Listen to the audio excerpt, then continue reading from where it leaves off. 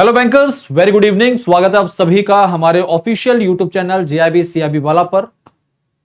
ये सेशन आपका CIB important topic series session है। सीआईबी एबीएफएम की क्लास है जहां पर हम आज थर्ड क्लास जो कि आपकी वाईटी सीरीज से संबंधित है इसे डिस्कस करने जा रहे हैं। आपके सीआईबी एग्जाम की बात करें तो दिसंबर 2025 में ये शेड्यूल्ड है और उसी नजरिए से हमारी पूरी टीम आपके लिए सीआईबी वाईटी इंपॉर्टेंट टॉपिक सीरीज लेकर आ रही है। आप सभी साथियों से रिक्वेस्ट है कि अपने सभी बैंक साथियों को सेशन शेयर करें और सेशन का हिस्सा जरूर बने, सेशन को जरूर वॉच करें, क्योंकि हमारी कोशिश है कि इन इंपॉर्टेंट डिस्कशन किया जाए इंपॉर्टेंट टॉपिक्स का जो आपके एग्जाम में डायरेक्टली पूछे जाते हैं। तो क्लास की शुरुआत करते हैं फटाफट और देखते हैं कि आज की क्लास में हमें क्या डिस्कस करना है। एबीएफएम important topic series lecture number 3 है आज। और आज के दिन पिछली क्लास में जहां तक हमने पढ़ा था उसी से कहानी शुरू की जाएगी। सीआईबी एबीएफएम की बात करें, बहुत ही खास पेपर है। इंपॉर्टेंट न्यूमेरिकल्स देखने को मिलते हैं, यहाँ पर कॉन्सेप्ट देखने को मिलते हैं, मैनेजमेंट का पूरा डिटेल डिस्कशन देखने को मिलता है। तो बहुत कुछ है इस पर्टिकुलर पेपर में और इसलिए काफी टफ माना जाता है। ठीक है, तो आज हम इस समय मॉड्यूल ए पर डिस्कशन कर रहे हैं, द मैनेजमेंट प्रोसेस, जो कि पूरी तरह से थियोरेटिकल है। और अगर आप इसे स्किप करें किसी भी मॉड्यूल को, जो आपको ये बोलता है कि किसी एक मॉड्यूल को स्किप कर दीजिए बाकी 3 मॉड्यूल कवर कर लीजिए, उसकी बात बिल्कुल भी मत सुनिएगा। ठीक है, आपको सभी मॉड्यूल से सारे इंपॉर्टेंट टॉपिक्स जो हैं वो पढ़ने जरूरी हैं। मैनेजमेंट प्रोसेस जो मॉड्यूल ए है, इसके अंतर्गत कुल मिलाकर 6 यूनिट्स हैं। मैं लगातार बताता रहता हूं, आगे आने वाली क्लासेस में ये नहीं बताऊंगा क्योंकि हर सेशन में इसका डिस्कशन मैं करता हूं। इस समय हम डिस्कस कर रहे हैं बेसिक्स ऑफ मैनेजमेंट के अंतर्गत। और अगर हम बात करें तो आज की क्लास में हम डायरेक्टिंग फंक्शन के कुछ इंपॉर्टेंट मोटिवेशन थ्योरीज के बारे में जानेंगे। पिछली क्लास में हमने डिस्कस किया था types of school of management या फिर जो मैनेजमेंट थॉट्स हैं उनके बारे में। हमने क्लासिकल स्कूल ऑफ मैनेजमेंट के बारे में आपको जानकारी दी थी, जहां पर जो ऑर्गेनाइजेशन है उसे एक मशीन के तौर पर देखा जाता है और जो मशीन पार्ट है वो एम्प्लॉय, जो आमतौर पर मशीन के अंदर के पार्ट्स होते हैं वो आपको दिखते नहीं है, क्या हालत है, कितना घिसा जा रहा है उनको। तो क्लासिकल स्कूल ऑफ मैनेजमेंट में यही कॉन्सेप्ट पूरा फॉलो किया जाता था। ऑर्गेनाइजेशन प्रोडक्शन पर फोकस किया जाता था, मशीन कितना आउटपुट दे रही है इस पर फोकस होता था। मशीन के जो इंटरनल पार्ट्स हैं उसकी सर्विसिंग हो रही है कि नहीं हो रही है, एम्प्लॉय सेटिस्फाइड है कि नहीं, इस पर बिल्कुल भी फोकस नहीं होता था। यानी कि क्लासिकल स्कूल ऑफ मैनेजमेंट एक प्रकार का सेंट्रलाइज सिस्टम था, totally focused on organization output production.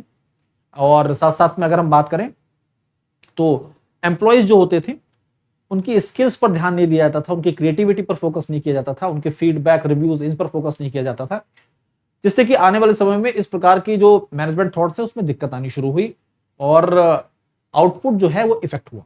अब जब भी किसी सिस्टम में कोई कमी आ जाती है, कोई खराबी आ जाती है, तो उसे एक तरह से रिमूव किया जाता है, उसे एक तरह से सही करने की कोशिश की जाती है। और इसी सीरीज में कुछ नए थॉट्स आते हैं और एक नए थॉट जिसे नाम दिया गया new classical school of management या न्यू क्लासिकल और बिहेवियरल अप्रोच। जब इस अप्रोच की बात करते हैं तो जो कमियां क्लासिकल स्कूल ऑफ मैनेजमेंट में थी उसे दूर किया गया और इसीलिए इस पर्टिकुलर स्कूल ऑफ मैनेजमेंट को या स्कूल ऑफ थॉट को हम न्यू क्लासिकल अप्रोच या फिर क्लासिकल थ्योरी का एक्सटेंडेड वर्जन भी बोलते हैं। तो किन मुद्दों पर ध्यान दिया गया, तो देखिए न्यू क्लासिकल और बिहेवियरल स्कूल की बात करें तो ये एक एक्सटेंडेड वर्जन था। ये मैं बता चुका हूं पिछली क्लास में भी कि ट्रेडिशनल स्कूल ऑफ मैनेजमेंट का एक्सटेंडेड वर्जन था। अब और इसे डेवलप इसलिए किया गया क्योंकि जो वीकनेसेस थी किसमें, क्लासिकल थ्योरी में, उन्हें रिमूव किया जा सके। अब जो न्यू क्लासिकल थ्योरी आई इसके अंतर्गत किस चीज पर फोकस किया गया, मोटिवेशन पर, ह्यूमन बिहेवियर पर। तो ह्यूमन बिहेवियर को स्टडी करना, मोटिवेशन, सोशल वेलफेयर, इस प्रकार की चीजें शामिल की गई न्यू क्लासिकल के अंतर्गत। न्यू क्लासिकल थ्योरी या new classical school of management के अंतर्गत जो जाने माने एक्सपर्ट्स, उनके नाम आपके सामने हैं, जैसे अब्राहम मैस्लो, वेरी पॉपुलर।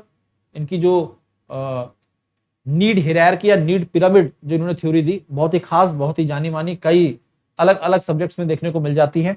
जब आप जैब का पेपर दे रहे होंगे तो retail banking and wealth management में भी ये थ्योरी देखने को मिली होगी आपको। फ्रेडरिक हेसबर्ग जिन्होंने मोटिवेशन हाइजीन थ्योरी दी, डगलस मैग्रेगर साहब जिन्होंने एक्स वाई थ्योरी दी, X and Y theory, Clayton एल्फरस जिन्होंने ईआरजी थ्योरी दी, मैकलेंड साहब जिन्होंने अपनी अगर बात करें तो मैकलेंड थ्री नीड थ्योरी दी। तो ये सब वेल नोन थ्योरीज हैं जो कि बहुत ही खास हैं। ठीक है, तो अब्राहम मैस्लो की जो इन्होंने थ्योरी दी, उन्होंने था नीड पिरामिड या नीड हायरार्की। प्रोवाइड किया था इन्होंने। बस आपको इतनी बातें याद रखनी है, क्योंकि एग्जाम में कई बार इससे आपको एक क्लू मिल जाता है सही जवाब देने का। फ्रेडरिक हेस्बर्ग की बात करें तो इन्होंने मोटिवेशन हाइजीन थ्योरी दी थी, मोटिवेशन हाइजीन थ्योरी दी थी। डगलस मैग्रेगर साहब की बात करें अगर हम, तो डगलस मैग्रेगर साहब ने एक्स एंड वाई थ्योरी दी थी, और क्लेटन एल्फ्रेड जी ने ईआरजी थ्योरी दी थी, एग्जिस्टेंस, रिलेटेडनेस और ग्रोथ थ्योरी। ठीक है, ईआरजी थ्योरी। तो ये कई बार आपके एग्जाम में इस प्रकार का मैच द फॉलोइंग वाला क्वेश्चन भी एग्जाम में आ जाता है। तो आपको अगर एक्सपर्ट का नाम और उनकी थ्योरी का नाम याद है तो एग्जाम में 1 नंबर का क्वेश्चन ऐसा पूछा जाता है कि ये थ्योरी किसने दी, सही बताइए, इसमें से रॉन्ग कौन सा ऑप्शन है। तो ऐसे सवाल आप आसानी से अटेम्प्ट कर सकते हैं। ठीक है, अब मैंने आपको पिछली क्लास में बताया था कि जो मोटिवेशन थ्योरीज हैं ये 2 टाइप की होती हैं, एक होती है कंटेंट थ्योरी, एक होती है प्रोसेस थ्योरी। कंटेंट थ्योरी का मतलब वो कौन से फैक्टर्स हैं जो किसी इंडिविजुअल को मोटिवेट कर सकते हैं, और प्रोसेस थ्योरी का मतलब ये होता है कि मोटिवेशन अकर कैसे करता है, मोटिवेशन कैसे आता है किसी के अंदर, वो प्रोसेस क्या है। ठीक है, तो ये इसकी जानकारी मैं दे चुका हूं कि कंटेंट थ्योरी क्या बताती है, व्हाट मोटिवेट्स भाई ये मोटिवेशन कहां से आता है, कौन सी ऐसी चीजें जो मोटिवेट करती है, वो फैक्टर कौन से हैं। और प्रोसेस के बारे में जानकारी, यानी कि हाउ मोटिवेशन अकर।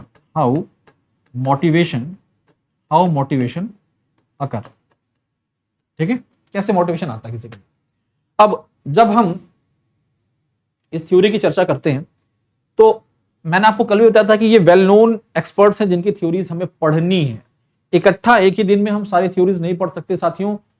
इन सभी थ्योरीज को हमने अपनी पेड क्लासेस में बहुत ही विस्तार पूर्वक समझाया है इसके केस स्टडीज के साथ में, तो आप वहां का हिस्सा बन सकते हैं।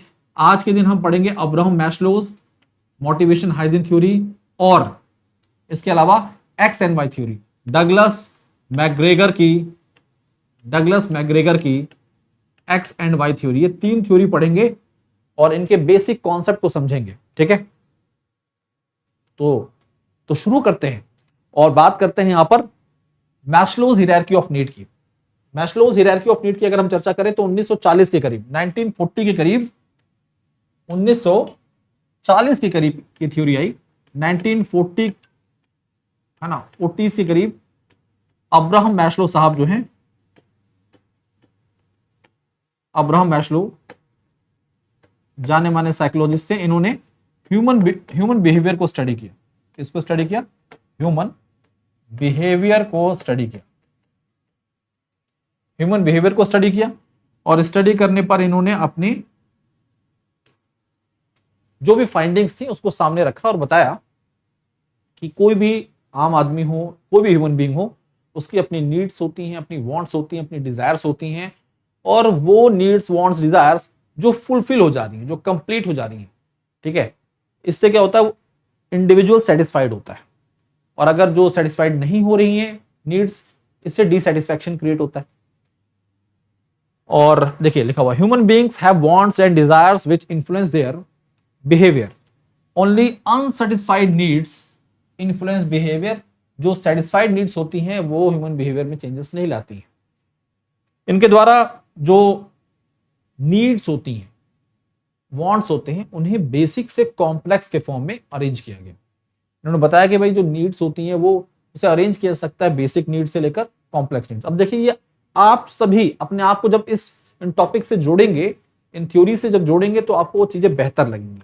देखिए, आप सभी बैंकर्स हैं, आपने जब बैंकिंग दुनिया में कदम रखा, बैंकिंग की दुनिया में कदम रखा, जब आपकी बैंक में ज्वाइनिंग हुई, तो आपकी नीड सोचे क्या हुआ होगी उस समय, क्या होगी कि आपके अंदर आपकी नीड ये होगी कि भाई मुझे बेसिक चीजें पूरी करनी है, घर वालों को कुछ पैसे भेजने हैं, ठीक है जी, कहीं घूमने जाना है, एक बाइक खरीदनी है। ये बेसिक नीड थी उस समय आपकी, ये बेसिक नीड थी आपकी उस समय।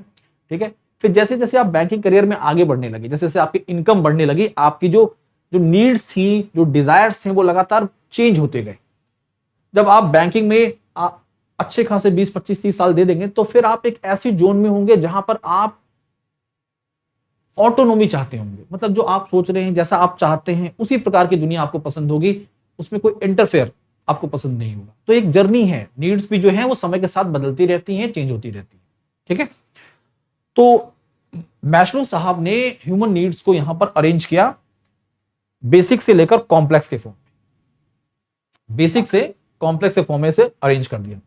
सबसे बेसिक नीड जो है वो फिजियोलॉजिकल नीड है, जहां पर आपको रोटी कपड़ा मकान की रिक्वायरमेंट है, यानी कि ये सबसे बॉटम लाइन की बात की जाती है यहां पर। ये बॉटम लाइन का मतलब यहां पर है कि हम बात कर रहे हैं बेसिक नीड्स की, जो बहुत ही बेसिक नीड होती है किसी भी ह्यूमन बीइंग के लिए जीने के लिए, जिंदगी काटने के लिए, जीने के लिए जो नीड है वो यहां पर फिजियोलॉजिकल नीड।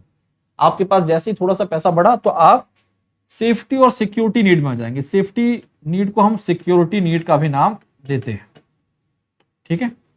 जैसे और पैसा बढ़ा आपका तो आप लव एंड बिलोंगिंगनेस पे पहुंचेंगे। लव एंड बिलोंगिंग, जैसे आप सामाजिक आदमी, सोशल में क्या होता है कि आप समाज के साथ चलना चाहते हैं। आपके पास बाइक थी, बगल वाले ने कार ली, तो आपके मन में भी है कार लेना है। उसका अपना मकान था, आपका भी अपना मकान होना चाहिए। वो घूमने जा रहा है तो आप भी घूमना जाना चाह रहे हैं, ठीक है। तो समाज के साथ आगे बढ़ना, यानी कि इसे बोलते कई बार सोशल नीड। देखिए जैसे जैसे आपकी नीड्स पूरी होंगी ना, वैसे वैसे आप एक ब्लॉक से दूसरे ब्लॉक पे जंप कर रहे हैं। यहां से अब आप समाज में बराबर हैं। अब आपको चाहिए, अब आपके अंदर क्या इच्छा है कि लोग आपको अलग से रिकॉग्नाइज करें, लोग आपको अलग से पहचाने, आपके पास पावर हो, आपके पास अथॉरिटी हो। It's mean you are in esteem category. अब आपके अंदर ये इच्छाएं हैं, ठीक है, रिकॉग्निशन चाहिए आपको, ये भी पूरी हो गई इच्छा। उसके बाद आप सेल्फ एक्चुअलाइजेशन वाली नीड में पहुंच जाएंगे, जहां पर आपके अंदर सेल्फ फुलफिलमेंट, जितनी चीजें आपको पानी थी सर दुनिया में, आपने सारी चीजें अचीव कर ली हैं। अब आप अपने तरीके से जीना चाहते हैं। आप कई बार ऐसे लोगों को देखते होंगे जो रिटायर हो जाते हैं, उनकी अब अलग दुनिया होती है, वो अपने तरीके से जीते हैं। तो ये ऑटोनोमी वाली जोन होता है। ये कौन सा वाला जोन होता है? ये होता है ऑटोनोमी वाला जोन। ऑटोनोमी, सेल्फ फुलफिलमेंट, ठीक है। तो these are the 5 levels of Abraham Maslow's need hierarchy और नीड पिरामिड। इसको हम क्या बोलते हैं? इसको हम बोलते हैं नीड पिरामिड बोलते हैं, नीड पिरामिड बोलते हैं, ठीक है। अब जैसे कि अगर हम बात करें, आजकल सोशल नेटवर्किंग जो है, सोशल मीडिया जो है, बहुत ही ज्यादा इन्फ्लुएंस करता है किसी भी इंडिविजुअल को। बहुत सारे ऐसे मीडिया पर्सनैलिटीज हैं जो चाहते हैं लोग उन्हें रिकग्नाइज करें, तो वो सोशल जो प्लेटफॉर्म्स हैं उस पर अपने आप को लॉन्च करते हैं, ऐसी एक्टिविटीज करते हैं जिससे उनको पहचान मिले, रिकग्निशन मिले। तो वो ये वाला जोन होता है कई बार, एस्टीम वाला, ठीक है। अब उन्हीं में से बहुत से, देखिए जहां पर आपको रिकग्निशन चाहिए, आप क्या है, आप एस्टीम वाले जोन में पहुंच जाते हैं। आगे बढ़ते हैं। अब दूसरी जो थ्योरी है, बहुत ही खास थ्योरी ये भी है, इसे बोलते हैं हम लोग मोटिवेशन हाइजीन थ्योरी। देखिए जब मोटिवेशन हाइजीन थ्योरी की बात करें तो इसे किसने दिया? इसे दिया है फ्रेडरिक हेज़बर्ग साहब ने। इस थ्योरी को हम 2 फैक्टर थ्योरी बोलते हैं, इसे इंट्रिंसिक एक्सट्रिंसिक मोटिवेशन बोलते हैं, इसे सेटिस्फायर डिसैटिस्फायर का भी नाम दिया जाता है। तो there are number of names, ठीक है, कई नाम है, इसके उपनाम है। मोटिवेशन हाइजीन थ्योरी क्या है? तो इसको समझने के लिए हम एक एग्जांपल लेते हैं। एग्जांपल का मतलब, आपका एग्जांपल ले लिया, आप किसी बड़े बैंक में काम कर रहे हैं और जो भी आपका वर्क प्लेस है, जहां पर आप काम करते हैं, वहां पर कई ऐसे फैक्टर्स होते हैं जो आपको मोटिवेट करते हैं, और बहुत सारे ऐसे फैक्टर्स होते हैं जो प्रेजेंट हैं तो मोटिवेट नहीं कर रहे हैं, बट अगर एब्सेंट हो जाए तो डिमोटिवेट कर सकते हैं। एक एक एग्जांपल लेते हैं दोनों का। तो सबसे पहले बात करते हैं ऐसे फैक्टर्स जो आपको मोटिवेट करते हैं। अब आपके अंदर कुछ स्किल है अच्छी, आपकी पर्सनैलिटी बहुत अच्छी है, आपकी कम्युनिकेशन बहुत अच्छा है। इससे क्या होता है, आपको ऑर्गेनाइजेशन में नए चैलेंजेस दिए जा रहे हैं, नई रिस्पॉन्सिबिलिटीज दे रहे हैं, प्रमोशंस मिल रहे हैं। अब ये सब क्या है? ये सब चीजें आपको मोटिवेट करती है, आपको रिकॉग्निशन मिल रहा है, तो ये क्या कर रहा है? आपको मोटिवेट करेगा। तो ये कौन से फैक्टर्स हो गए? ये मोटिवेटिंग फैक्टर्स। तो ये वो फैक्टर है आपकी वर्क प्लेस पर जो आपको मोटिवेट कर रहे हैं। अब वो फैक्टर्स जो आपकी वर्क प्लेस पर प्रेजेंट है बट मोटिवेट नहीं कर रहे हैं, सैलरी मिल रही है हर महीने, आपकी एक पोजीशन है, जैसे आप टीम लीडर हैं तो हैं, कोई दिक्कत की बात नहीं है, आपका काम जो है वो कर रहे हैं आप। हर दिवाली पर एक छोटा सा बोनस मिल जाता है जिसका पहले से आपको पता है कि ये 10,000 रुपए मिल रही है हमें। तो ये वो फैक्टर्स हैं जो प्रेजेंट है वर्क प्लेस पर बट आपको मोटिवेट नहीं कर रहे हैं। बट सोचिए, अगर सैलरी टाइम पर ना आए, आपकी जो पोजीशन है, स्टेटस है, तो उसके हिसाब से आपको रिस्पॉन्सिबिलिटी ना मिले तो ये क्या करेगा, आपको ये डिमोटिवेट कर देगा।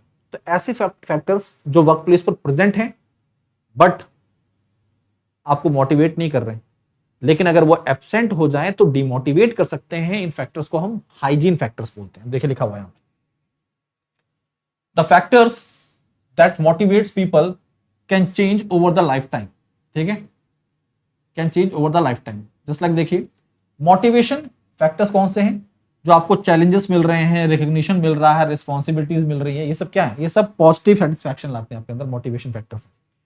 हाइजीन फैक्टर्स क्या हैं, हाइजीन फैक्टर्स जैसे कि आपके स्टेटस, आपकी जॉब सिक्योरिटी, सैलरी, ये तो प्रेजेंट है आपके पास। आप गवर्नमेंट बैंक में जॉब कर रहे हैं, जॉब सिक्योरिटी है, इससे मोटिवेशन नहीं आ रहा था। शुरू में आता था मोटिवेशन, अब क्या, आप तो पता है आपको जॉब सिक्योरिटी है आपसे, लेकिन मोटिवेट नहीं कर रहे हैं। अब यहीं पर कुछ नए रिकग्निशन मिल जाए, इंक्रीमेंट मिल जाए, है ना, आपको प्रमोशन मिल जाए, तो ये सब क्या चीजें, ये सब मोटिवेशन फैक्टर्स हो जाते हैं। This is the motivation hygiene theory given by Frederick Herzberg. याद रखिएगा, इंपॉर्टेंट है, एग्जाम में क्वेश्चन बन जाते हैं। आगे अगली जो थ्योरी है उसका नाम है एक्स एंड वाई थ्योरी, और ये किसने दिया, ये दिया है डगलस मैकग्रेगर ने। किसने दिया, डगलस मैकग्रेगर ने दिया अपनी एक्स एंड वाई थ्योरी। अब ये थ्योरी क्या कहती है, इस थ्योरी के हिसाब से ह्यूमन बीइंग जो है उसे दो टाइप से हमने कैटेगराइज कर रखा है। एक ऐसा बोलते हैं कि ह्यूमन बीइंग जो है वो लेजी होता है, उसे काम करना पसंद नहीं है, और जब तक उस पर फोकस ना किया जाए, जब तक उसे सुपरवाइज नहीं किया जाए, कंट्रोल ना किया जाए, तब तक वो काम नहीं करता है। ठीक है, ऐसे इस कैटेगरी को हम क्या बोलते हैं, थ्योरी एक्स बोलते हैं। Theory x stated that human do not work without close supervision. But यहीं पर हम थ्योरी वाई की बात करते हैं। थ्योरी वाई क्या बताता है कि that human love to work and there is no need for coercing them to work for achieving organisation goals. अलग से फोकस करने की जरूरत नहीं है, अलग से कंट्रोल करने की जरूरत नहीं है, मॉनिटर करने की जरूरत नहीं है। अगर वर्किंग एटमॉस्फेयर अच्छा है, मोटिवेटिंग है, कल्चर बहुत अच्छा है, तो अपने आप आदमी काम करता है। तो यहां पर एक्स एंड वाई थ्योरी का कॉन्सेप्ट है कि एक एक्स जो है वो बोलता है कि नहीं, human being they do not love to work, उन पर जब तक फोकस नहीं किया जाए, जब तक उन पर कंट्रोल नहीं किया जाए, जब तक प्रॉपर सुपरविजन हो। वाई बोलता है कि नहीं, ऐसा नहीं है, आपके कल्चर पर, आपके एटमॉस्फेयर, एनवायरमेंट, मोटिवेशन फैक्टर्स, इन सब पे डिपेंड करता है, और human being they love to work. तो ये दो अलग अलग थ्योरीज हैं जो कि डगलस मैकग्रेगर साहब ने एक्स एंड वाई थ्योरी के अंतर्गत जानकारी दी है। मैंने आज आपको 3 थ्योरीज पढ़ा दी, ये तीनों ही थ्योरीज बहुत काम की, और एग्जाम में क्वेश्चंस कैसे बन सकते हैं ये आपको बता चुका हूं। एग्जाम में इन पर केस स्टडीज बन सकती हैं, तो इस नजरिए से आपको अपने आप को तैयार रखना होगा। अब बची और भी थ्योरीज हैं, तो सारी थ्योरीज एक दिन में अगर पढ़ लेंगे तो कंफ्यूजन हो जाएगा। 3 थ्योरीज बता दी हैं, इन 3 थ्योरीज को अपने दिमाग में स्टोर कर लीजिए। ठीक है साथियों, अब बात करते हैं किसकी, सीआईबी महापैक की। देखिए, सीआईबी एग्जाम टफ माने जाते हैं, क्यों, यहां पर पेपर्स की संख्या ज्यादा है, 4 आपके मेन पेपर हैं और 1 इलेक्टिव पेपर। 5 इलेक्टिव है, लेकिन आपको उन 5 इलेक्टिव में से एक, इनमें से क्या करना है, एक ऑप्ट करना है ना, एक ऑप्ट करना है। तो 5 पेपर हो गए, ऊपर से जो पेपर का लेवल है वो भी काफी अच्छा है, सिलेबस भी बहुत वास्ट है। आपको जरूरत है कि ऐसे महापैक की, जिस महापैक की मदद से आप एक बार में सारे पेपर क्लियर कर सके। तो पहले वो मिथक मैं तोड़ना चाहता हूं जो लोगों के दिमाग में बसा हुआ है कि एक बार में सारे पेपर क्लियर नहीं हो सकते। इस बार हमारे प्लेटफॉर्म से साथ में 20 से ऊपर हमारे साथी बैंकर्स ऐसे हैं जिन्होंने एक ही बार में सारे पेपर क्लियर किए। कुछ टेस्टिमनी भी आपने देखी होगी शॉर्ट्स में, बहुत सारे बैंकर्स हैं जिनके द्वारा ये एक ही बार में सारे पेपर क्लियर किए गए। अब ये जो 4 पेपर और एक इलेक्टिव पेपर, आपको सारे के सारे इलेक्टिव पेपर, 4 मेन पेपर इस महापैक के तहत मिल जाते हैं, और 15+ बैचेस का एक्सेस मिल जाता है। 3 वैलिडिटीज में ये सब्सक्रिप्शन उपलब्ध है। 6 मंथ का सब्सक्रिप्शन आपके लिए 3499 का है, 1 ईयर का सब्सक्रिप्शन 4999 एंड 2 ईयर का सब्सक्रिप्शन 6999 में अवेलेबल है। इसे हम वन स्टॉप सॉल्यूशन इसलिए बोलते हैं क्योंकि आपको इस एक महापैक के तहत 15+ बैचेस का एक्सेस मिल जाता है। आपको CIB foundation batch, CIB foundation 2.0 batch, foundation plus MCQ batch, MCQ plus case study batch, crash course जैसे 15 के करीब बैचेस का एक्सेस मिल जाता है। आपको अलग अलग बैचेस खरीदने की जरूरत नहीं होती, बस आपने 1 ईयर का सब्सक्रिप्शन ले लिया 4999 में, और 1 साल तक कोशिश तो ये होती है कि 6 महीने में पेपर क्लियर हो जाए, लेकिन मान लीजिए कई बार थोड़ा सा टाइम मैनेज नहीं हो पा रहा है और एक पेपर रह गया, फिर अलग से सब्सक्रिप्शन परचेज करने की जरूरत नहीं है। आपके पास ये सब्सक्रिप्शन है, उसकी मदद से आप अपना पूरा कोर्स कंप्लीट करिए और अगली बार पेपर क्लियर कर लीजिए, ठीक है, और अपने आप को मोटिवेट करिए। तो साथियों, इसलिए सीआईबी महापैक बहुत ही खास है। अब बात कर रहे हैं हम लोग सीआईबी फाउंडेशन बैच की। सीआईबी फाउंडेशन बैच आपके लिए मात्र 2499 में उपलब्ध है। इसकी खासियत क्या है? इस पर्टिकुलर बैच के अंतर्गत हमारा मेन फोकस होता है कॉन्सेप्ट को क्लियर करना। आपके कॉन्सेप्ट क्लियर हो जा रहे हैं, आपका थ्योरेटिकल पोर्शन क्लियर हो जा रहा है, तो फिर आप एग्जाम में जाकर कोई भी केस स्टडी, कोई भी एमसीक्यू अटेम्प्ट कर सकते हैं, ठीक है। तो यहां पर हमारा मेन फोकस है कॉन्सेप्ट को क्लियर करना। अब आपके इंडिविजुअल बैचेस, देखिए हमारे प्लेटफॉर्म पर आपको इंडिविजुअल बैचेस का एक्सेस मिल जाता है। आप इंडिविजुअल बैचेस के साथ जुड़ सकते हैं, जैसे कई बार एक पेपर रह गया, अब उसके लिए आपको अलग से परचेस करने की जरूरत नहीं। सब्सक्रिप्शन मात्र 799 में आप हमारे इंडिविजुअल पेपर के साथ भी जुड़ सकते हैं। This is my Telegram channel jab_cap by Bhaskar sir. इस पर्टिकुलर टेलीग्राम चैनल के साथ जुड़कर आप अपने एग्जाम की प्रिपरेशन से संबंधित जो भी डाउट्स हैं, जो भी क्वेरीज हैं, रेज कर सकते हैं।